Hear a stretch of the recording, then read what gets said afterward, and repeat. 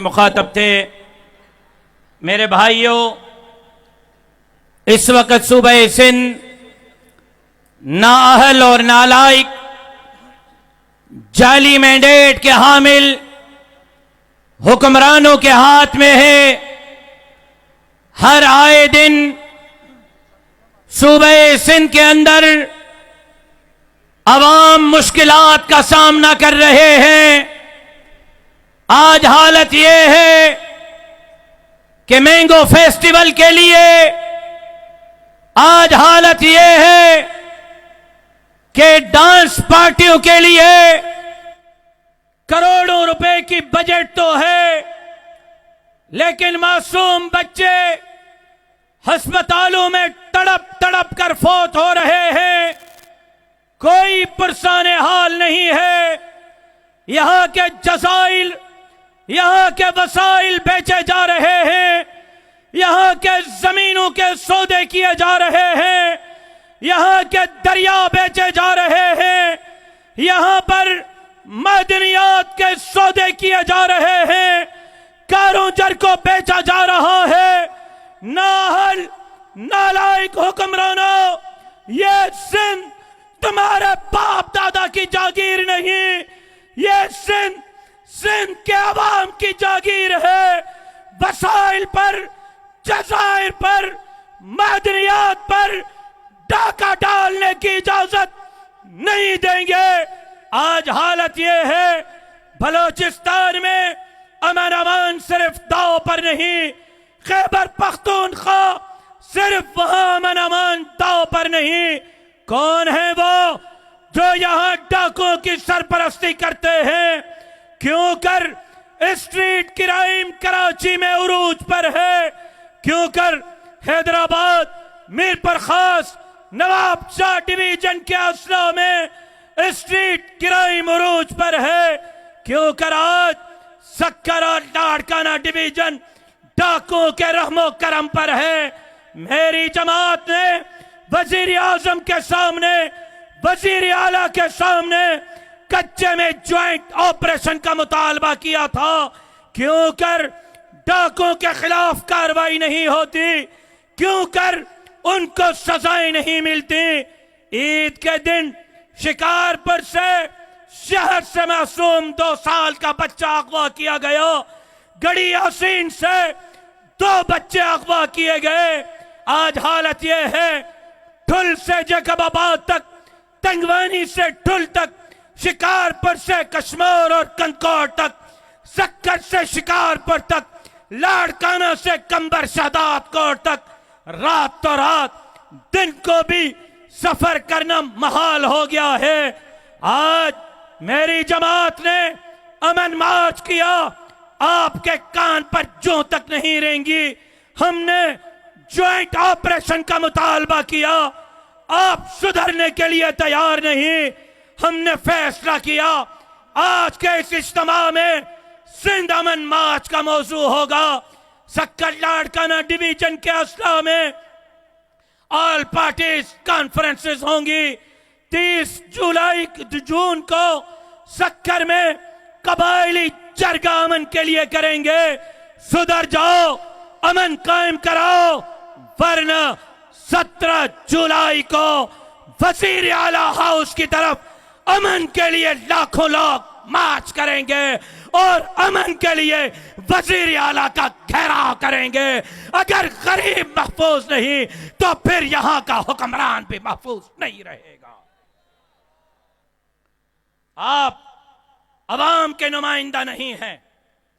मैं आज दावा करता हूं कि सिंध की अवामी जमात पीपल्स पार्टी नहीं, वो एस्टेब्लिशमेंट के बैसाखियों पर है, वो करप्शन के पैसे की बैसाखियों पर है, वो वडेरों, सरदारों, नवाबों के बैसाखियों पर है। अवामी जमात सिंध में मुस्लिम लीग नहीं, जीडीए नहीं, कौम परस्त नहीं। ये देख लो, हैदराबाद में जमीन पर बैठे हुए लोग ये सरकारी मुलाजिम नहीं, ये किराए पर दी गई गाड़ियों में नहीं आए, बिरयानी के प्लेट पर नहीं आए, ये जमीन पर बैठे हुए अपने जेब से खर्च करके आए हुए लाखों सिंधी इस बात का ऐलान कर रहे हैं कि सिंध में अगर कोई अवामी जमात है तो वो मौलाना फजलुर रहमान की जमात जमीयत उलमा इस्लाम है। और अब कोई जमीयत उलमा इस्लाम का रास्ता किसी माई का लाल नहीं रोक सकता। आज कासिम चौक पर हैदराबाद के इस अवाम के ठाटे हुए समंदर मारते हुए समंदर में वादा करता हूं अगली इलेक्शन में सोच समझ कर नताइज तब्दील करना। अगर तुमने हमारा मैंडेट चोरी किया इंशाअल्लाह तुम्हारा वो हशर करेंगे, तुम्हें मां की छठी का दूध याद दिलाकर रख देंगे इंशाअल्लाह। मेरे भाइयों, मैं हैरान हूं, बदअमनी कराने वाले, दरिया बेचने वाले, जजायर और वसाइल और जमीनें बेचने वाले आज विफाकी हुकूमत की बजट पर तंज कर रहे हैं।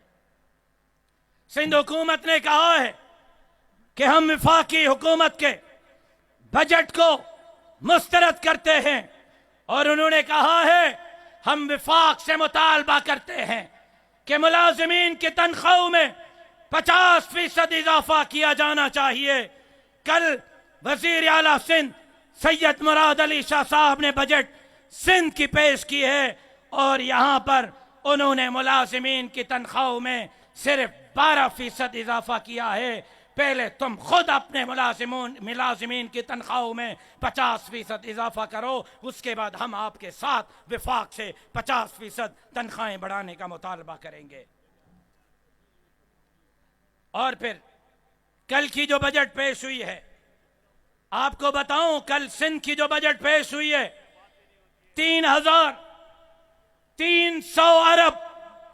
सिंध की बजट जरा तवज्जो से सुने, सिंध की बजट 3,300 अरब की, जिसमें तालीम के लिए 5 खरब 19 अरब, सेहत के लिए 3 खरब 34 अरब, यूनियन काउंसिल के नाज़मीन, सफाई, वाटर सप्लाई, स्ट्रीट लाइट के लिए 3 खरब 29 अरब, रेंजर्स को अमन के लिए 6 अरब 10 करोड़, पुलिस के लिए 4 खरब 96 अरब, थानों के तामीर के लिए 3 अरब 75 करोड़, जेलों के लिए 2 अरब 25 करोड़, गरीबों में सोलर बांटने के लिए 25 अरब, कचरा उठाने के लिए सिंध सॉलिड मैनेजमेंट को 28 अरब, मजदूरों को मदद के लिए 5 अरब, गरीबों के घरों के तामीर के लिए 12 अरब रुपए रखे हैं। जबकि हालत यह है कि यहां पर कमीशन ली जाती है 35%, मतलब 1 अरब पर साहब बड़े साहब की 1 अरब पर 35 करोड़ कमीशन होती है। 3,300 अरब की बजट में मतलब यह हुआ कि सिर्फ बड़े साहब को कमीशन मिलेगी 1,115 अरब, जिससे वो अगली इलेक्शन खरीदेगा, जिससे वो धांधली करेगा। तुम 1,115 अरब क्या 3,300 अरब भी लगा लो, मुकाबला नहीं कर सकोगे। तुम्हारे इक़्तिदार का जनाजा जमीयत उलमा इस्लाम के ये जियाले पढ़कर रहेंगे इंशाअल्लाह। हालत यह है, सरकारी मुलाजिमीन को नौकरियां नहीं, लोकल गवर्नमेंट में 1,300 मुलाजिमीन उठाए, 2 साल से उनको रखा हुआ है ट्रेनिंग में, पोस्टिंग नहीं दे रहे। क्यों? इसलिए कि 5 ग्रेड वाला बंदा, 3रे और 4थे ग्रेड वाला बंदा लोकल गवर्नमेंट में 16 ग्रेड के ओहदे पर बैठा हुआ है और ऊपर माल पहुंचा रहा है। जिनको उठाया है वो 2 साल से लोकल गवर्नमेंट में 1,300 मुलाजिमीन ट्रेनिंग कर रहे हैं, उनको पोस्टिंग नहीं मिल रही। आज हालत यह है, गंदम के रेट 2,400 रुपए फी मन, जबकि जमींदार को हारी को गंदम की लागत पड़ रही है 2800 रुपए। इस साल हर हारी ने एक मन पर 400 रुपए का नुकसान किया है। जमींदार ने एक मन गंदम पर 400 रुपए का नुकसान किया है। यहां जमींदार को नुकसान दिया गया, फिर मिल एसोसिएशन के सुदूर पीपल्स पार्टी के अहदेदार, एमएनए का भाई, एमएनए का चचा, एमपीए का बेटा, एमपीए का रिश्तेदार, मिल्स एसोसिएशन का सदर है, वो गंदम खरीद रहे हैं। जब गंदम उनके हाथ में आएगी फिर गरीब को आटा भी खाने का मयसर नहीं होगा और अरबों रुपए गंदम में करप्शन की जा रही है। करीब